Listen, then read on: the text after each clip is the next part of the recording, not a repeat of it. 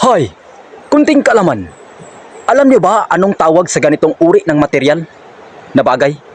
Ang tawag nito ay kahoy. At nagsisimula ang kahoy sa litrang ka at huy na ipinadugtong mo ay magiging kahoy. Ayon sa mga eksperto, noong unang panahon, may isang taong naligaw sa isang gubat at nakita niya ang ganitong uri ng puno at tinawag niya itong kahoy. At hanggang sa ngayon ay kahoy na ang tawag sa ganitong uri na puno. At ayon sa mga eksperto na ang kahoy ay pag ibaliktad mo ay magiging huy ka. At para din sa ex mo at sabihin kang pwede ba nating balikan ang ating nakaraan at sabihin mo lang na huy ka. Ito po si Kuya Ang na nagsasabi sa bawat pagsubok ng panahon, laging tatandaan na magdala ka ng payong para di ka maulanan. Ingat!